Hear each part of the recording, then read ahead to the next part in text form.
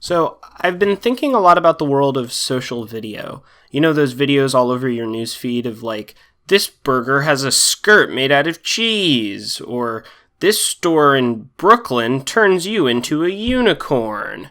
Social video is a huge industry, with companies like Insider and Cheddar pivoting their strategy towards producing more and more of it. And the truth is that social video makes me feel like I'm going insane.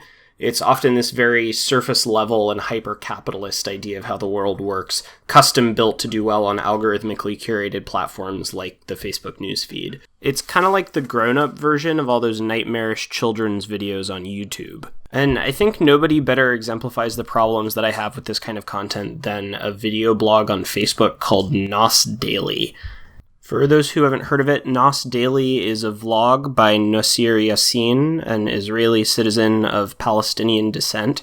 After studying economics at Harvard, Nas got a job as a software engineer at Venmo, which he eventually left in order to follow his dream of oversimplifying global politics. It's almost impossible for me to enter their country, and even more impossible for them to enter mine, all because of politics. It's simple. Nas posts 1-minute videos from his travels, each of which tend to feature a combination of gratuitous drone footage, B-roll played over EDM, and the help of strangers who finish his sentences. What does that really mean?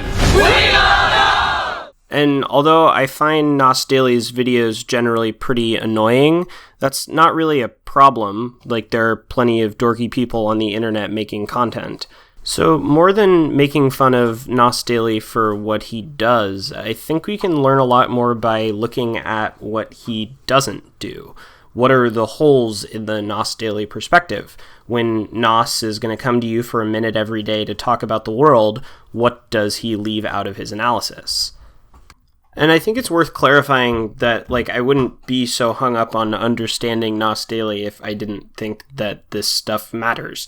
He has almost 8 million likes on Facebook, and his videos regularly receive 2 to 3 million views. He's even expanded his social content empire to include videos from his on and off again girlfriend, Aline, and this dude seems to be just sort of like a third wheel who follows them around. And it's not just the size of his reach that's important here. He's said that he gets about half of his video income from the tourism bureaus of the places he travels to. They'll pay for his travel, he'll come out and make videos talking about their country, usually in a positive light. Answer to that I found here in Copenhagen. This Scandinavian country is ranked as one of the happiest places in the world according to many studies. So that means that Nas Daily content isn't just a reflection of the ideology of these three random people, it's also a window into how nation states work to shape the way that they're seen in the world. Side note, I really hope that he got paid by the Iceland Tourism Bureau to make that video about how it's really common for people in Iceland to accidentally date their relatives. Which means odds are you're genetically related to most people around you. That would be so awesome. So what is the story that all these 1-minute videos are not telling? To me, it comes down to the fact that in almost everything they put out, there's this elephant in the room that Nas Daily seems to be really reluctant to include in their analysis, and that's the issue of power.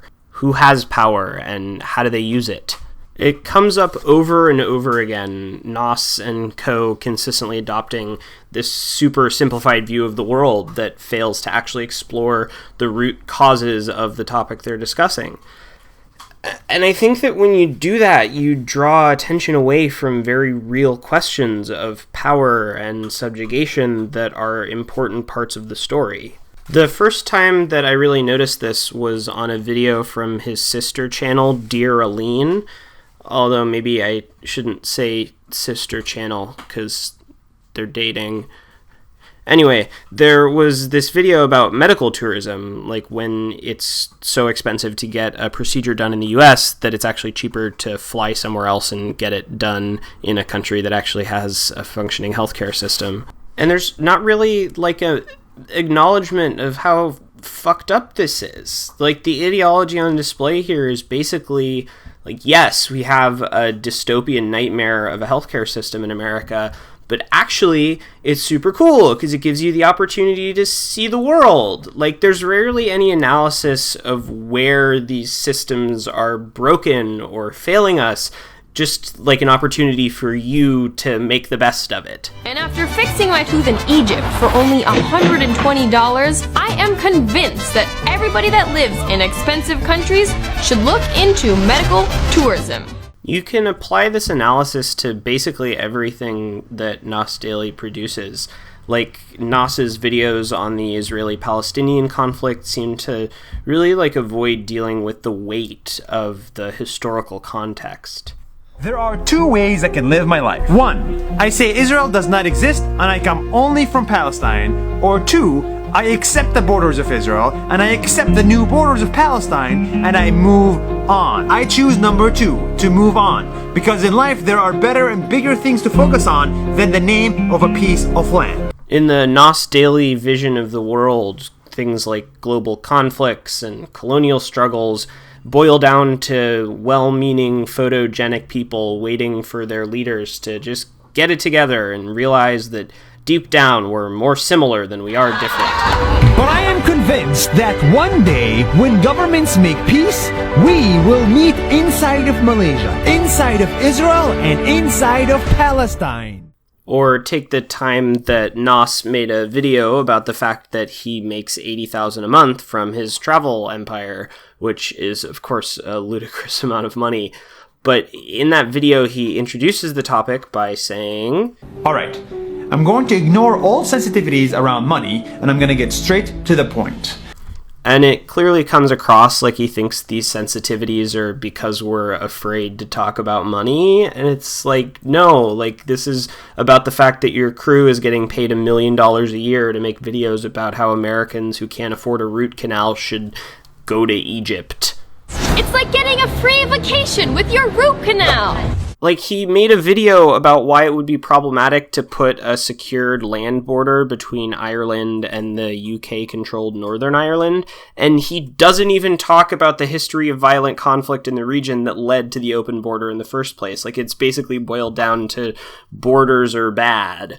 That's why Brexit is a bad thing here in Ireland and everywhere around the world. Because it creates borders when the world doesn't need any more.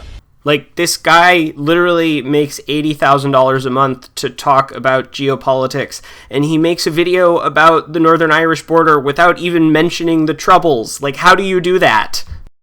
Or this video where he talks about why he's so jealous of Singapore. I hate Singapore because I'm jealous.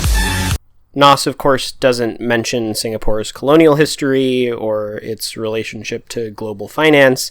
Instead, he says he's impressed with Singapore because in 53 years, these guys built up an insane country. In the world of Nas Daily, nation-states are not entities that build and exercise power towards political ends. They're engineering projects, best viewed from a drone camera. And even in his next video, where to his credit, he does talk about economic inequality in Singapore, he does it in a way that has this sort of glossy sheen over it. 42% of the local Singaporean elderly can't afford to retire. So they keep working like these guys after they should have retired. Despite all of this, Singapore is still one of the best cities to visit and live in because everyone here works hard to succeed and to help others. It's why it feels so sharply painful to have lost Anthony Bourdain just recently. What I so admired about Anthony Bourdain was his interest in the weight of the political histories of the places he visited.